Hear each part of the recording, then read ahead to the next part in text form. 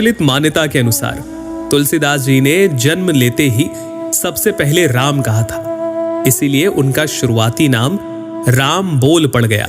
आज हम लोग बात करेंगे रामचरितमानस के अयोध्या कांड की। अयोध्या कांड की शुरुआत राम जी की राज्याभिषेक की तैयारियों से होती है। एक तरफ जहां अयोध्या में हर्ष और उल्लास का दृश्य था, तो वहीं देवताओं में व्याकुलता। उन्हें लगा कि अगर राम राजा बन गए तो फिर राक्षसों का अंत कैसे होगा।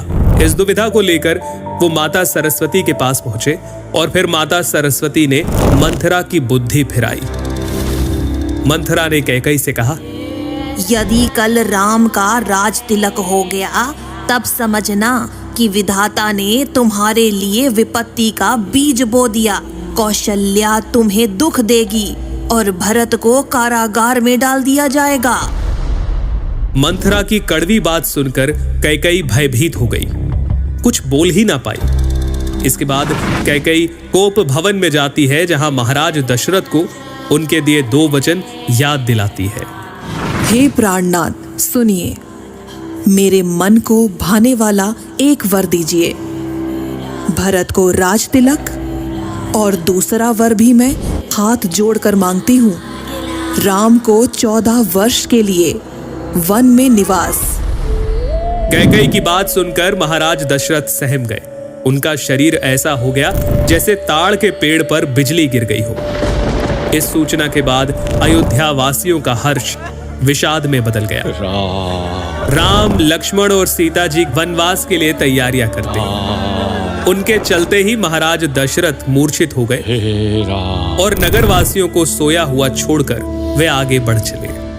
इसके बाद श्री राम श्रृंगवेरपुर पहुंचते हैं, जहां निषाद राज उनकी सेवा करते हैं और फिर केवट की नाव में बैठकर राम, लक्ष्मण और सीता माता गंगा पार करते हैं।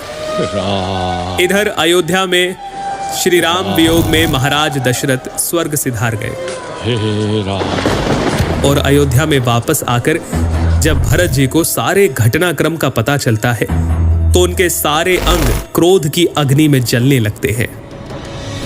अपनी तूने सारे कुल का नाश कर दिया।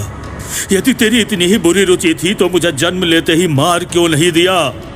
अरे कुमति, तेरे हृदय में ये कुविचार आया तभी तेरे हृदय के टुकड़े टुकड़े क्यों नहीं हो गए। तेरी जीवा गल क्यों नहीं गई। श्री राम को मनाने के लिए भरत चित्रकूट पहुंचे, लेकिन प्रभु के मना करने पर उनकी चरण पादुका लेकर वापस अयोध्या की ओर उन्होंने प्रस्थान किया। सुनि सिख पाई असीस बड़ी, गनक बोली दिनु साधी। सिंहासन प्रभु पादुका, बैठा रे निरुपाधि। इस तरह अयोध्या कांड यही संपन्न होता है। हम आगे जानेंगे अरण्य कांड के बारे में।